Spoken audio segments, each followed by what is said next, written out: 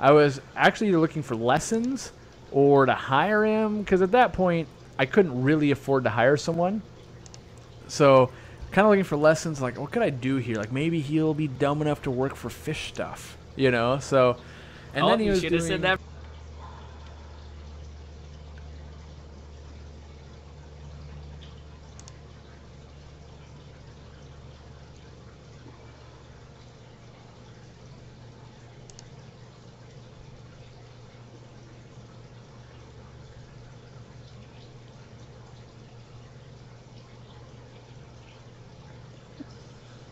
Testing. Hey, Corona Ken, how's it going, man? I know Corey's still running, but Corey and Jim are still running, but I'm going to stick to my schedule. What's up with Corona Ken today?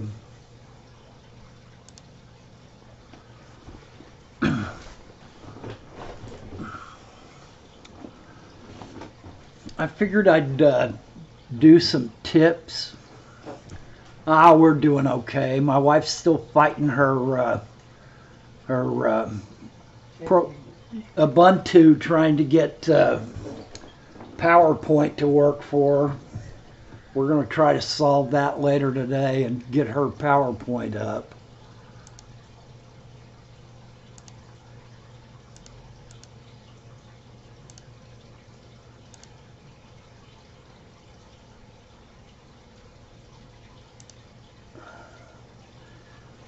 And my sweet wife is there.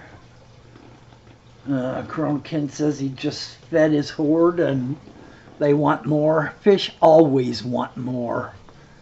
Jay, 1985, good to see you in the stream, man. Welcome. Yeah, fish are always hungry.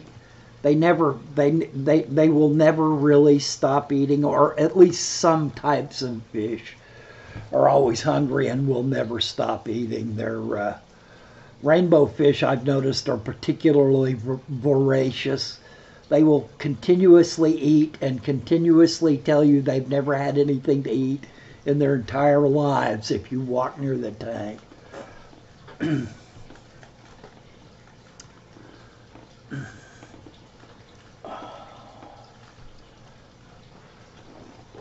Jay, you're kind of new to the channel. Hey, Biggies, welcome. You can ask questions. You can bring up topics. This is pretty much an open stream. I had a couple of tips in mind. Let a few more people get in, and I'll start trying to go through some of the tips that I have. One of the issues that we're having in our fish room right now is that one of my 20-year-old Flubel 404s, which is a canister filter, is starting to leak. And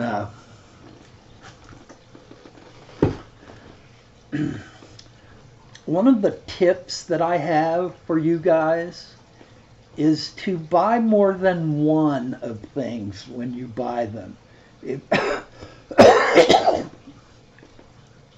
If you do your research and you find a canister filter that you want to buy and you catch them on sale, buy two of them. 20 years ago, I bought two Flubel 404s. And here's my thinking about this. One, I've gotten 20 years of use out of these two canister filters, which I think at the time cost me like 160 or 170 bucks a piece. And they were state of the art when I bought them. And I've gotten tons of use out of them. And now one of them is slowly starting to fade on me and break down. But here's my thinking. I'm using the other one on my 110 gallon, and one of them is on my wife's 75 gallon, the rainbow tank that these babies that you're looking at in the background came out of. And if you look online, hey Guppy Crib, welcome to the stream. If you look online, you will find that it is very difficult to buy parts for a Fluval 404. There are some out there, but they're few and far between, and they really aren't, they don't really have a good stock of them. It's not a canister filter that has been aftermarketed by other companies to replace parts for. So basically you're just buying old stock that someone has laying around. And when we ordered a new canister filter to put on the 75, and money is always an issue for us, so we bought the cheapest one I could find. I found a $55 canister filter that I'm going to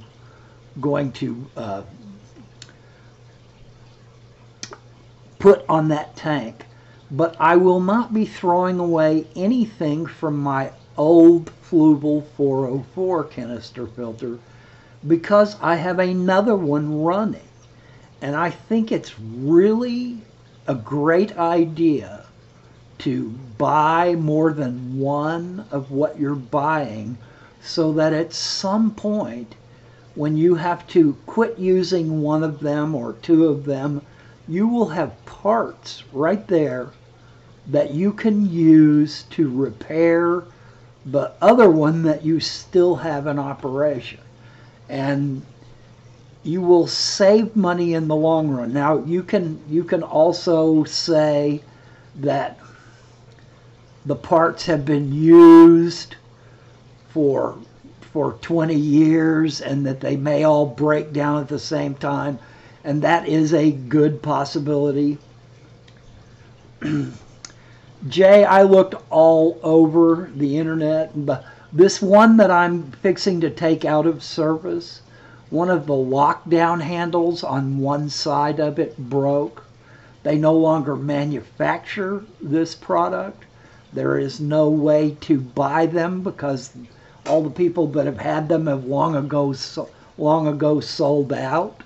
So I ended up using Gorilla Glue to repair the one that is on my wife's tank, to re-glue the handle back together again, and I managed to get it back on the frame.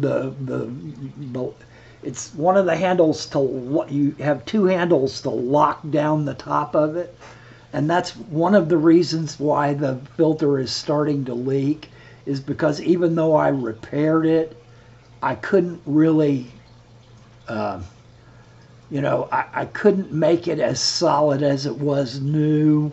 So, and there's just almost no way to remanufacture something like that.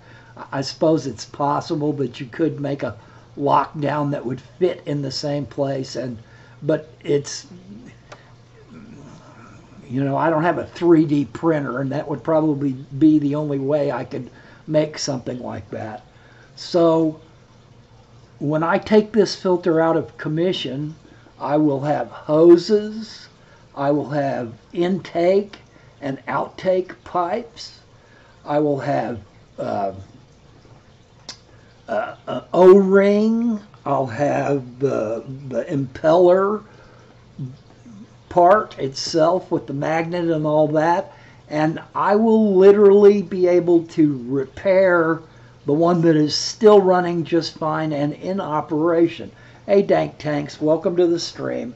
I'm trying to give out a few tips here, and one of my tips is when you research something and find something that you very much want to buy, like in my case 20 years ago it was these Fluval 404 canister filters. They had pretty much just perfected this design, and it's built like a tank. They've run for 20 years, but the plastic is getting old and drying out in some areas, and you know they've long ago since outlived their lifetime, really. But by buying two of them when I bought them, I will more than likely be able to extend the lifetime of one of them just by having the replacement parts from the other. So, you know, if you're going to buy a sponge filter, my advice to you is to buy 6 sponge filters. And that way you will have the sponges and the standpipes and the weighted bottoms, so that if you run into some kind of issue later on, you can go to your junk box and pull a completely new one out, or pull one out and use it for parts, cannibalize it for parts. If the sponge that you bought breaks down, you can use it again. And you can do this on and on and on in the hobby. Now, it's expensive to buy twice or 3 or 4 times as much as you need. But in the long run, 10, 20 years down the line, if you have 2 of them, you have parts that you can use to keep one running, just like I'm going to do with my Fluval 404. And you will extend the lifetime of the product that you had researched and wanted and went out and bought. And you can also use them as single units. Joel, Glass Boxes, as he's now known, says, I just bought 5 sponge filters this week and got them started in this tank and that tank, just so I have them ready to go. Yeah, that's a great point, Joel. But to add an extra sponge filter to a tank so that if you suddenly need to cycle a tank quickly, you can take that sponge out and squeeze it into another tank, and you've got instant cycled tank. Now, you need to wait a few days, even after you do that, to let the new bacteria get active. But you can instantly cycle a tank. That's basically how the guys that go to all these shows that fill tanks up with raw water and need it cycled instantly to get their fish out of their bags do it. They've got a sponge filter, they've got something. KZ Karen Ellis, welcome to the stream. Teresa Cookie, welcome to the stream. JW Aquariums, welcome to the stream.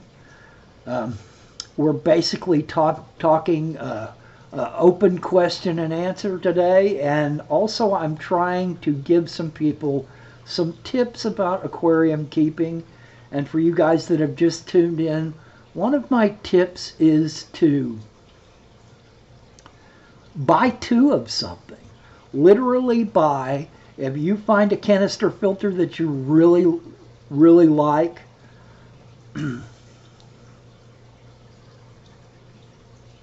and Joel says there was a lot of talk in a group on Facebook this weekend about squeezing out sponges and how that's apparently useless for bacterial transfer.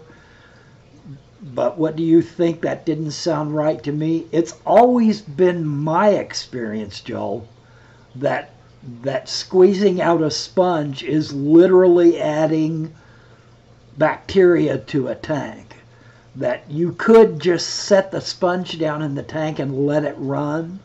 But I believe by squeezing it out, you, 1, allow more flow through on that sponge itself, and 2, you scatter that bacteria all throughout the tank. Bacteria will set up on a sponge.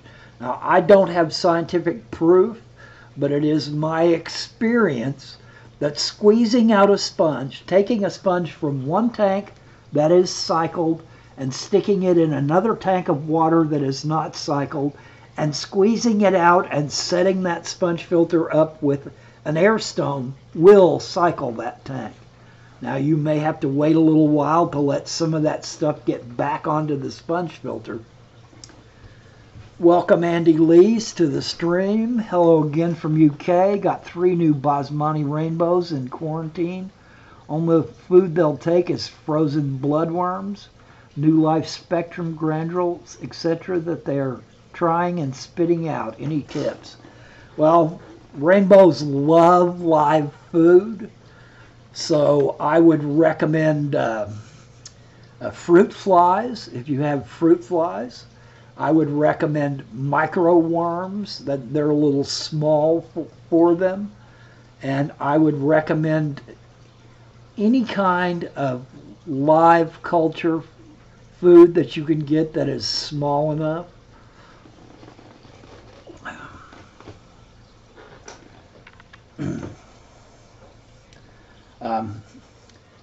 Sometimes fish need a little time to set in, to get comfortable with their surroundings and to get used to the feeding schedule and to get used to the lighting and get used to the flow in the tank and get used to what new tank mates are around them. So sometimes it's a matter of patience. Just watch them. I would recommend that patience is always the first additive that you need to add to any fish keeping situation. You don't need to be patient enough that your fish starve to death, but you need to be patient enough to give them time. Plecos are the worst about not eating sometimes when you add them to a tank. You just have to give them enough time to get used to their situation, to get used to the routine that they're now in, and then they'll start doing what they need to do.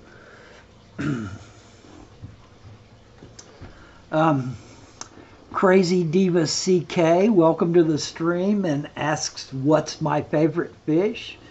And you will find that for most experienced fish keepers, that is a difficult question for them to answer, because our favorite fish is usually the last one that we brought in and is new to our tanks. These rainbows that are the babies of are in this background video that I have going on.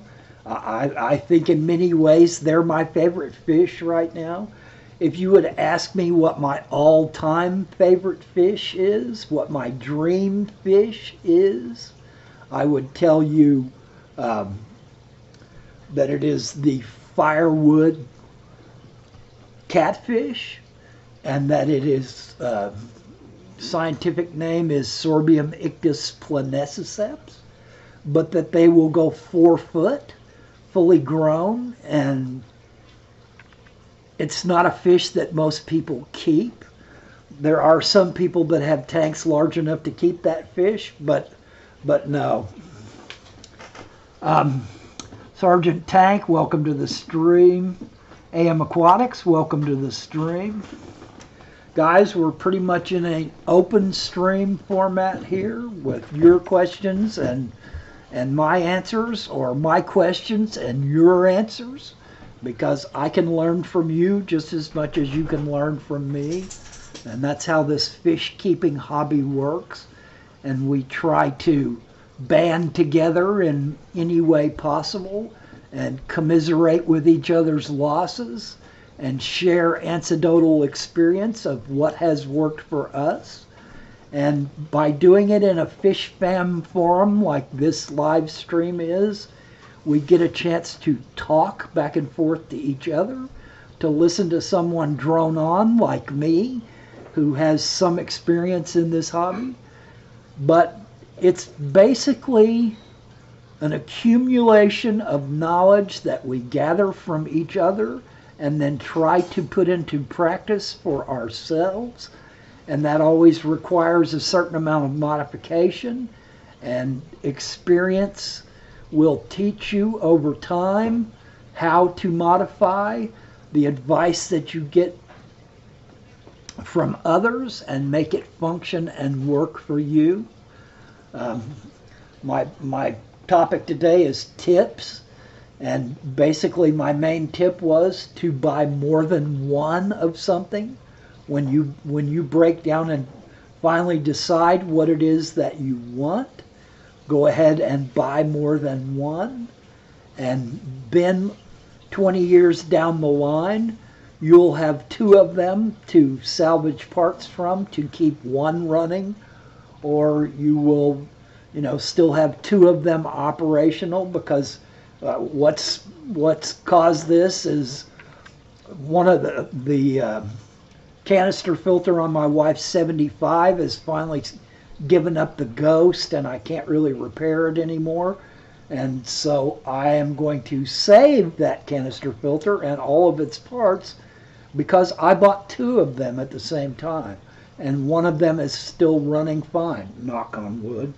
But if tomorrow when that new canister filter comes in and I set it up on my wife's tank and pull the old Fluval 404 off, if the one that's still running on my 110 starts giving me issues, then I very well may have the parts that I need to keep that filter going. And I think that it's a product of experience. It's a product of having been in this hobby for a long, long time. And I've taken a few breaks over the years, and gone dry because of moves, because my wife eventually said, you've got 850 gallons of tanks in this house, and there's just too much in here. It's time for us to have a house that doesn't have fish tanks everywhere. So I took about a 4-year break and donated most of my tanks. I saved a few though, and those are some of the ones that I have set up now. So I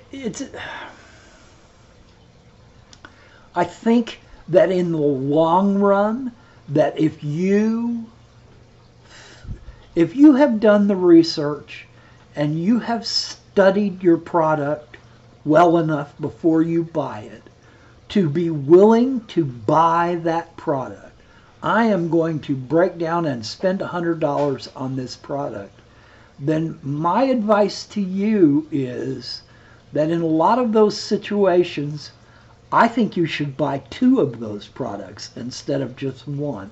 Because at some point in the future, after having gotten use out of both of those separate products, you may well be able to combine those two old products and still have one that functions. John Williams, welcome to the stream. It looks like Teresa Cookie is getting ready to put out some new videos. I would always recommend that people in this chat room go and look at each other's YouTube channels, check them out, subscribe if you think they are worthy of your subscription, and learn from each other. There are quite a few excellent people in this live stream, and I think that it is valuable for you to check them out. I know a lot of people are probably still watching Corey and Jimmy. I'm not sure if they've ended or when they will end their stream, but I can't deny that it might be better to be watching Corey and Jimmy's stream right now. But I'm more than happy to have you all. We've got Kyle Weltner. Welcome to the stream, man. This is pretty much an open stream, Kyle. It's question and answer. It's you bring up a topic and I drone on about what I know about it. Teresa Cookie is asking me, Dwayne, what is a good food for Daniel that lost a heap of weight due to having internal parasites?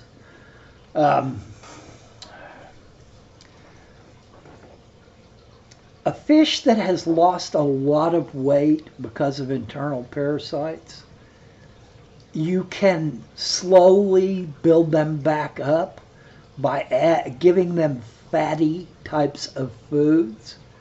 I wouldn't advise to go a pure fat diet, but I would recommend things like krill. Krill is a high fat diet. I would recommend things like live foods. Live foods can bulk up a fish because they're getting a lot of different kinds of minerals and vitamins that they need. John Williams is, I think, adding rapashi, and I think rapashi would be a very good food to add to a fish that has suffered from internal parasites and needs bulking back up again. I would caution against trying to force feed them too much. I'd let them slowly build back up their weight, but I think that you can add more weight by going with live foods, foods that have a higher fat content. But again, I wouldn't recommend, super overfeeding with fatty foods, because one, you're going to end up with an oil slick on the top of your water, and two, it's not really healthy for a fish to have really been super fed with fatty foods. It's better that they slowly build their weight back up again over, they didn't get to be emaciated overnight, and they shouldn't get back their full weight overnight either. This video that you see in the background is a 20-gallon quarantine tank, a 29-gallon quarantine tank that we set up. It's one of the tanks that I got from Jimmy when I helped him before he was moving out to Washington. Wow.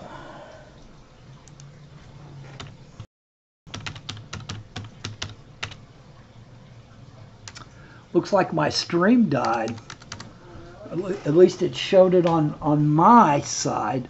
I've not had many issues before. Do you have videos running, honey? No, I'm running. Okay, well that shouldn't be an issue. Yeah, the room is still, the people are still talking, but looks like you're back on now. Yeah, it looks like I'm bopping in and out, guys. Sorry. I've never really had issues run my stream before, so this is a first for me.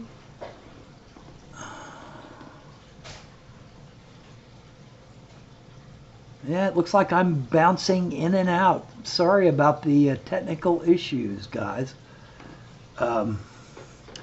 Hey,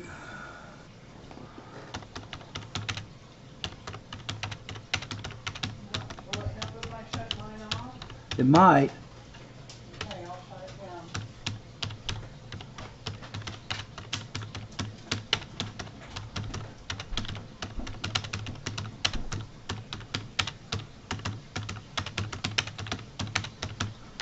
Okay, I'm out. I had my wife cut off her stream. We'll just have to see if it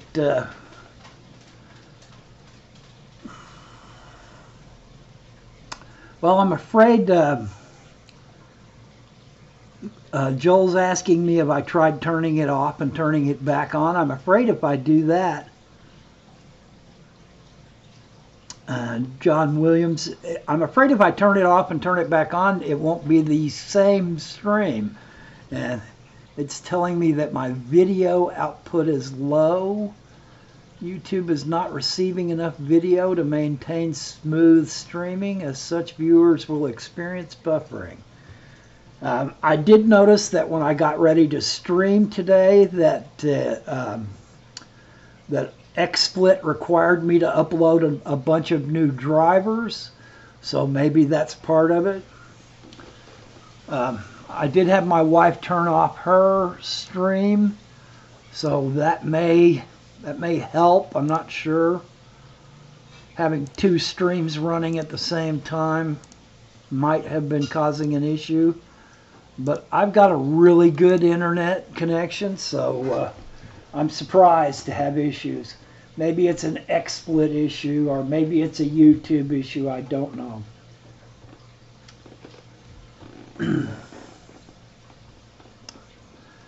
And John Williams says, Dwayne, you've had issues, my friend, just maybe not internet. And I concur.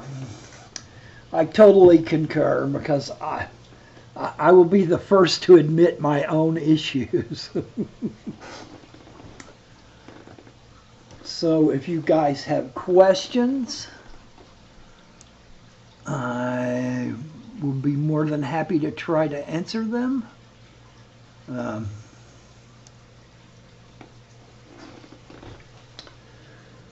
Other tips that I can offer for fish keeping that come from experience are, one, like I've said so many times before, patience. Always add patience. And everybody's saying that the stream is better now, and yes, I'm showing perfect stream health now. I have no idea why it happened.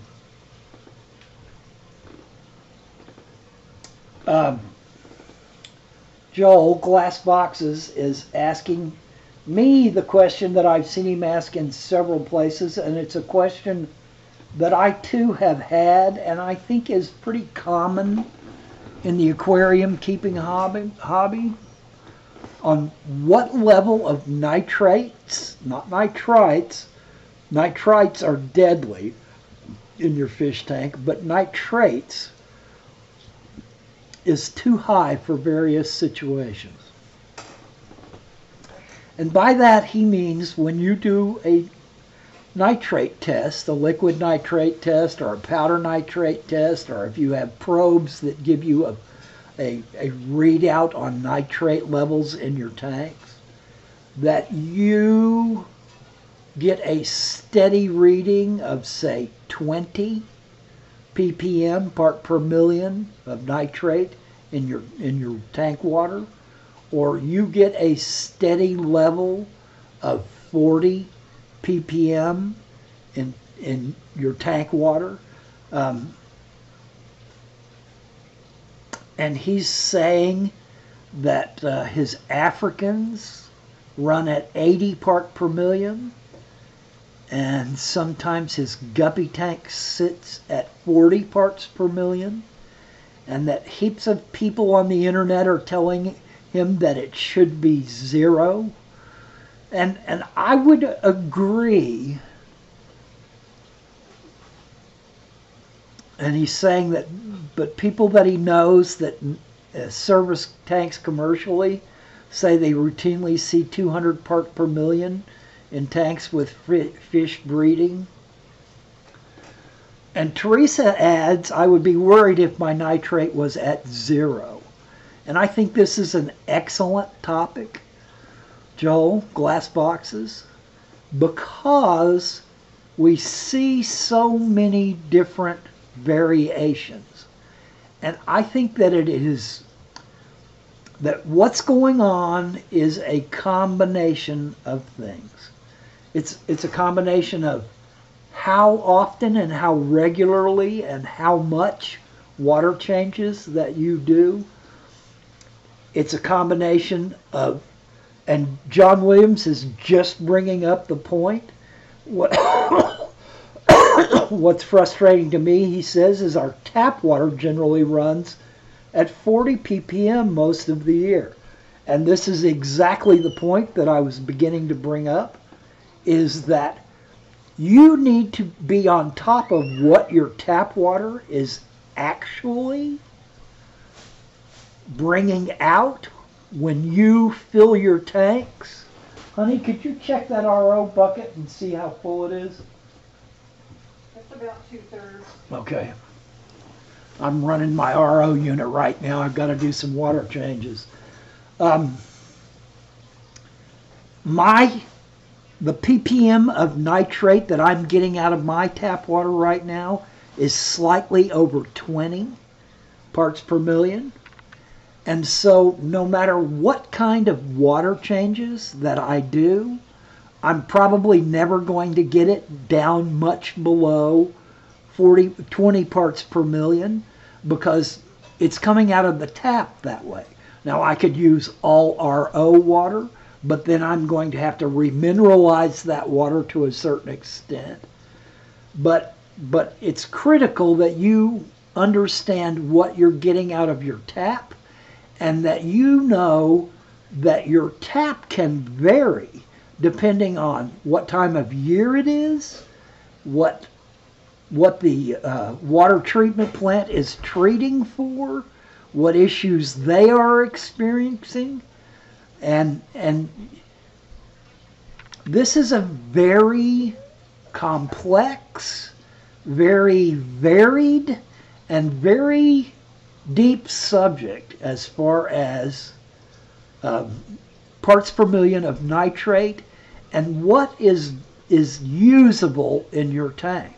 Now, my understanding is that 40 parts per million in your tank over an extended period of time will slowly cause your fish to start having internal issues with that amount of nitrate constantly in the water.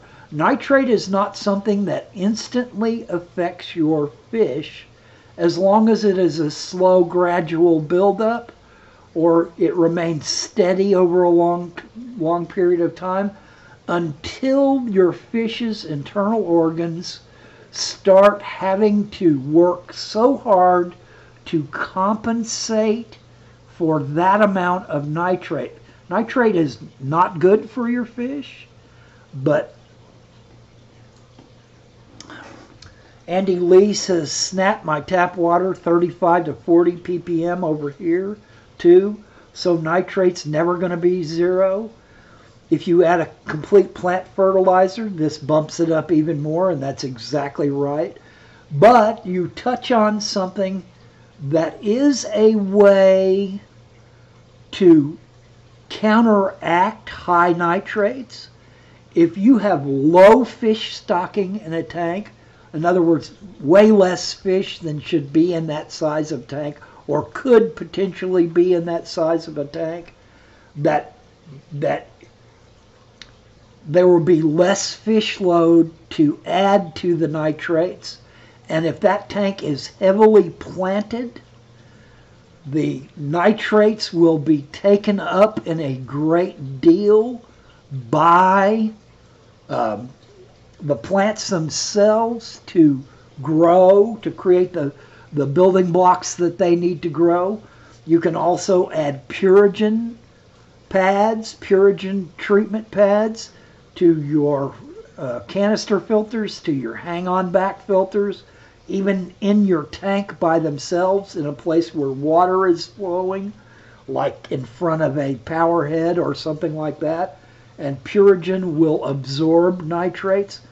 But this issue goes far beyond just us talking about nitrate, because in the old days, and Corey was touching on this in their live stream today, this is what creates old tank syndrome in a lot of ways, is that if you believe, and this is the way people believed 30, 40, 50 years ago, that the holy grail for tank water was highly aged water that had been used over and over and over again. You know, people would keep the same tank water for years on end. But what would happen is that the nitrate levels would slowly build in that tank because the nitrates weren't being removed from the water.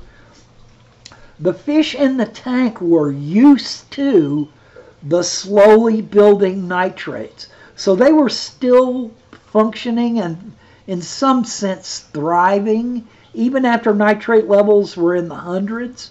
But if you went and bought a new fish and put it in there, that fish would die immediately from those high nitrate levels. Or if you found a dead fish in your tank that died of old age or nitrate poisoning, and suddenly did a 50% water change in that tank of new water, you might well kill all the fish in the tank. Because one thing that fish can't really take is very fast changes. That's the one thing that fish, their bodies are not set up to handle. A super fast temperature change, if you've got them at 80 degrees and suddenly it's 70 degrees in that tank over a period of an hour, your fish are going to die, or they're going to get the shimmies, or they're going to get ick, or suddenly all the diseases that they've been fighting off, they're not going to be able to fight them off anymore because they're dealing with this temperature change. Or nitrate levels in your tank suddenly jumping, running at 20 ppm and then dumping 80 ppm new water in will probably kill your fish just because of the sudden difference in changes. And so, to get back to Joel's original question, Glassbox's original question, what is a viable part per million to have in your tank over a very long period of time?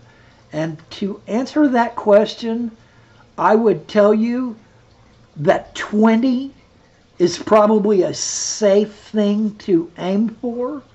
But like Joel says, his African tank runs 80 sometimes.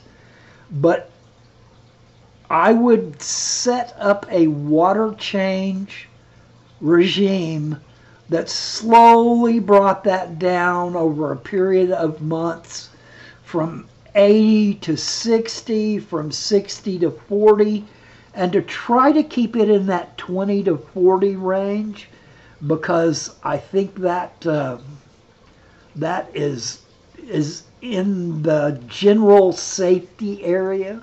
And yes, lots of people will tell you that it should be 0, but my experience is if it's a stocked tank that's been up and running for a long time, unless it is super heavily planted or unless you have tons of Purigen operating on that water, you're not going to get it much below 10 or 20. And if you've got plants in that tank and suddenly you have 0 nitrates in your water, you need to add some nitrates. Joel, I would tell you that back in the day, one of the things that we did when we had trouble with nitrates was that we would set up a 55-gallon barrel, add our high nitrate water to it, and then pump it through an already established sump.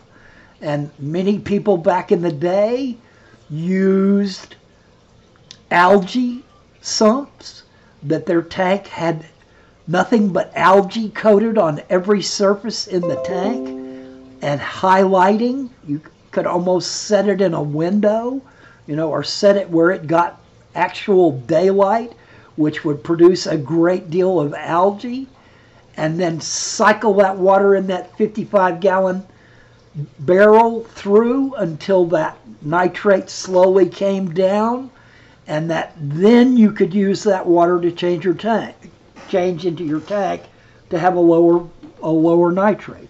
Another viable solution in this day and age is to set up an RODI system and to supplement your normal water with an RODI water that has 0 nitrates in it.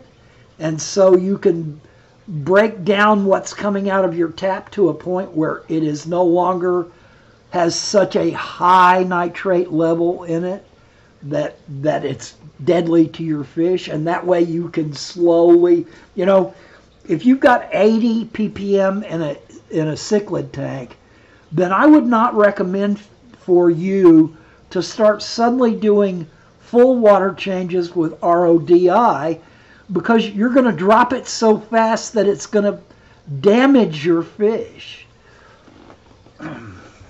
And John is saying that algae scrubbers work really well. Well, it's a very old thing, but I'm sure that if you had some kind of hydroponic setup that had tons of pothos growing out of it, that would probably work too. If you had a heavily planted tank that was growing like crazy with tons of lights on it. And now Joel is gone from normal. First, KZ Karen Ellis is asking, could you use supplementing tap water with store-bought distilled water? And yeah, you could. Distilled water is maybe slightly better than RODI, but I'm going to tell you from personal experience that it gets awfully expensive to start buying distilled water from a regular store all the time to change water in a tank. If you've got a 100-gallon tank and you buy distilled water to change the water out with, you're going to pay a lot. It'll be cheaper to buy an RO unit and set it up and use it yourself. So Joel is extending the question to part 2. Any viable way to set up an anaerobic filter in fresh water to reduce nitrates that way? And yes, there is viable ways. Now, this here again, just like with the parts per million of nitrate, you're going to get a wide variety of advice from people across the internet. Just like that, you're also going to get a wide variety of advice about how to set up an anaerobic. Anaerobic means not in the presence of air. So there are 2 kinds of bacteria in your tank. There's basically 2 ways to separate the kinds of bacteria that are in your tank, and there may be 100 different kinds. One group of them is aerobic bacteria that operate in the very shallow range of the gravel in your tank, that operate on all of the solid surfaces in your tank, that operate in canister filters, that operate anaerobic is in the presence of no oxygen. Aerobic is in the presence of oxygen. So the way to set up an anaerobic filter is to have a deep filter. So you see people that set up 4 inches or deeper of gravel or Eco-Complete or whatever substrate that you choose to use. If you set that up more than 4 inches deep, you will in effect create an anaerobic pocket. Now, the problem with anaerobic pockets is that while they will remove nitrites and nitrates from the water column as it slowly drifts down to their level, they will also give off sulfuric acid as a byproduct of their operation. And sulfuric acid in your fish tank gravel will suddenly become sulfur dioxide gas. I think it's sulfur dioxide. Somebody may ought to correct me on that. Gas, which can bubble up out of the substrate, and if it gets too heavy, it will literally kill your fish when they breathe that sulfur dioxide gas. If there is too much anaerobic operation going on that never gets disturbed, you can literally suddenly have sulfuric dioxide gas bubbles coming up out of your substrate, which will kill your fish if they breathe it. So, and this is mostly noted in sand beds. If you put a 4-inch deep sand bed in a tank and never disturb that sand bed, you will notice black lines running through the white, and those are anaerobic, not in the presence of oxygen, bacteria that are building up, and they will verily start producing sulfuric acid, which will produce sulfuric gas. So, set up a deep bed, and my recommendation is gravel, unless you want to do a lot of deep vacuuming, or unless you are going to have a heavy snail population, and then you will be having your sand or your gravel bed turned by your snails, but they will only go so deep.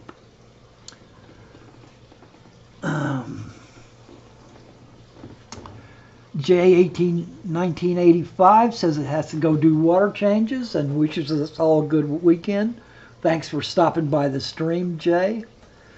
And Crazy Diva CK adds the perfect question to end up a little bit of a discussion on anaerobic bacteria. Asks me, what do you think about gravel filters? And by this, I'm going to say under gravel filters. I have been keeping fish since the early 70s, and at one time, gravel filters, under gravel filters, were what everyone used. Almost no one had a just straight gravel bed in their tanks because of the knowledge of anaerobic bacteria creating sulfur dioxide gas. Very few people would run a deep bed without an under gravel filter on it. And the way that an under gravel filter helps stop anaerobic conditions is by creating a water flow that is pulled down through the gravel to the collection plate of the under gravel filter, and then pulled up the lift tube by a power head, or by air stone. Even an air stone will work for an under gravel filter. As long as there is some movement of water from underneath that gravel filter back out into the tank. There are issues. KZ Karen Ellis says, I used them back in the day, no problems at all. There are potential issues with under gravel filters. If you use a 2-inch gravel bed on top of an under gravel filter and then plant plants on top of that 2-inch gravel bed, your plants will have some issues because the roots will end up out into the open underneath the gravel plate, the under gravel plate. So in my 110-gallon, my L260 tank right now that I have going, 2/3 of my tank is a 1-inch deep sand bed, and I have lots of snails in my tank to keep that sand bed turned over. And the rest of my tank is 3.5 inches of Amazonas Eco Complete on top of an under gravel filter plate. Welcome, Jimmy's Fishes. I have 3.5 inches of Eco Complete Amazonas on top of an under gravel plate, and then I have about an inch or so just regular large gravel capping that, and that is my planted area. That's where I plant most of my plants. And because the gravel bed is so deep, I don't really have an issue with the roots ending up. You know, plants don't really like water moving very much around their roots.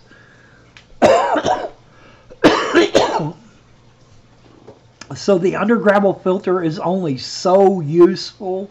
It is only going to do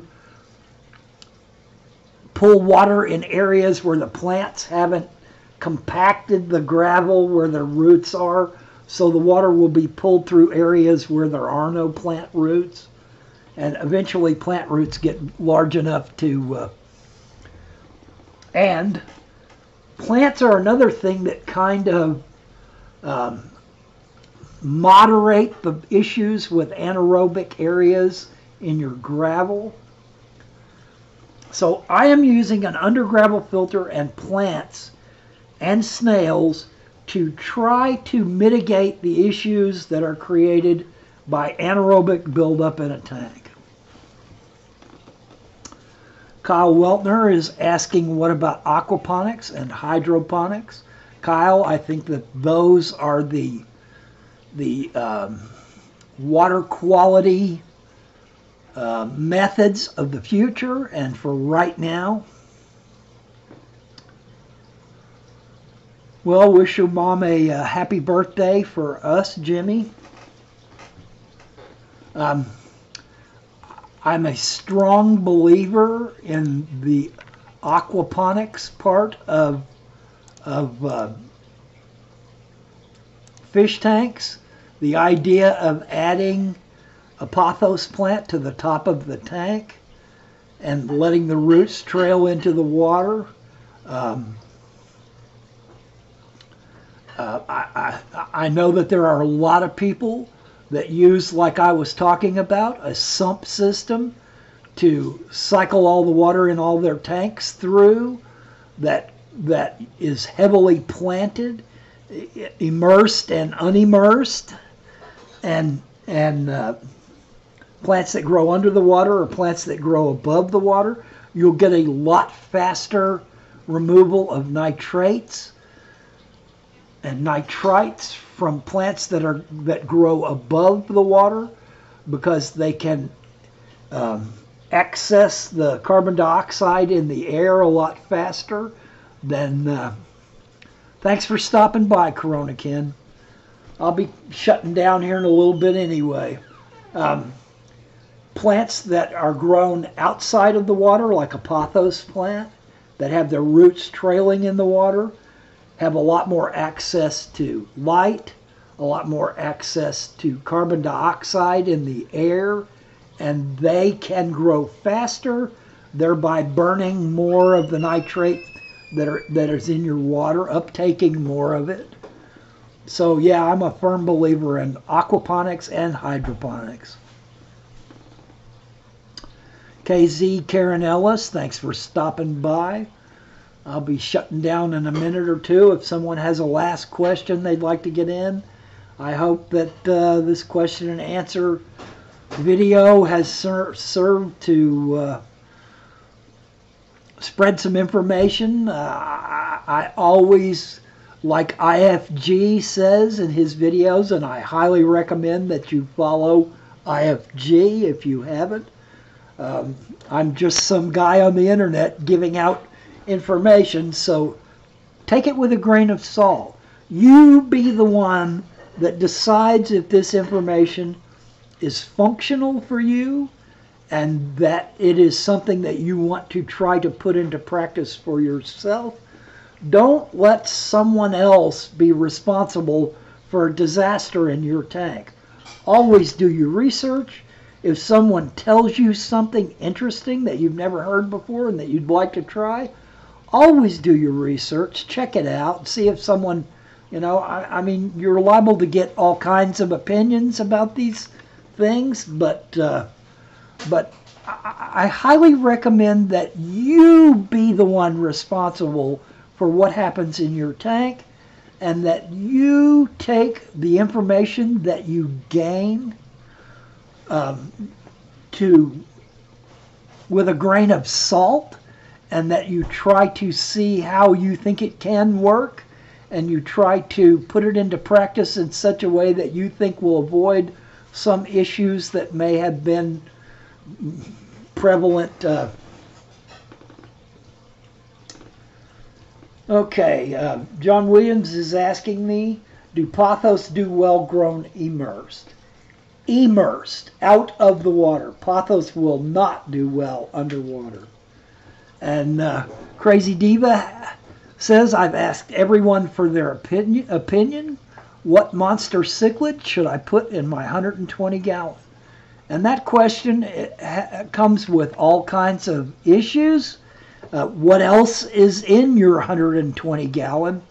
If you have a raw tank that has no fish in it at all, that is cycled and ready to go, and if I were to be the one deciding what monster cichlid to put in them, I would go and buy 6 little jaguar cichlids and hope that I ended up with a pair.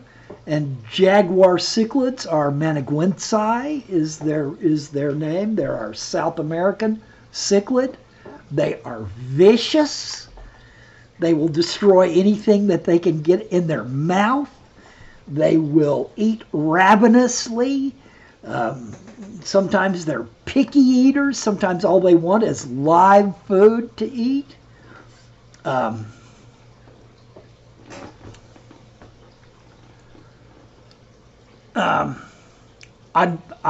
That's one of my, you can go Dovai if you're willing to upgrade to a 400-gallon tank at some point. But you could get away with keeping a pair or maybe a small group of Maniguensi, jaguar cichlids, in 120 gallon for quite a while. Okay, John Williams is asking me off topic, what's with the Tubular Bells album notification I got the other day? I think it was a Gary Oldfield album. Yes, you did see a thumbnail with a Gary Oldfield album. I have been just like I've been doing fish keeping for a long time, I've been collecting music for a long, long time. And I watch a lot of VC, Vinyl Community, videos. Vinyl Community is pretty strong on YouTube. It looks like it was stronger a few years ago than it is now. But someone posted a video about psychedelic music, and I started watching several different videos on psychedelic music, and nowhere could I find one of those videos carrying Mahogany Rush, Jack Moreno. And so I did an off-topic video where I went through a group of albums that I was trying to do a video on what I thought the limits of psychedelic music were. Because most of the guys just did stuff from the 60s and 70s, and I think it goes a lot further than that. Jeremy, thanks for stopping by as always. You have a great weekend too. I have no idea who's streaming next. I noticed that Jeremy was streaming earlier, and Corey and Jimmy have already gone. I call this video that I do the Bob Show. So at one point in time, Bob did a Saturday night video that would probably have come on in another 2 hours, but I don't think he's doing his Saturday videos again yet. Someone needs to poke him and ask him if he's still hiking, and if he's not, that he needs to start doing his Saturday live streams again. I've noticed that he has started doing more of them, so maybe we'll get back to Saturday again. That's why I took the 4 o'clock slot, because I hope that at some point I would still be able to keep doing my stream when he started doing the stream again. All right, guys, we're over the hour. I hope I've helped some. I know a lot of times to me it just seems like I'm rambling on about the same topics, but thanks to you guys giving me good questions, and have a good rest of your weekend, and good luck, YouTube, with your keeping your fish. I hope that fish keeping becomes something that is easier and easier for you, and that you further and further expand your mastery of fish keeping. And that's why I'm here. That's why I'm doing these video streams, is to try to pass on some information that might help someone understand what's going on in their tanks a little better. I call my channel Water, because basically my feeling is that if we take care of the water and keep the water in the correct parameters and that fish need, that fish will pretty much take care of everything else. So have a good weekend and good luck, you two.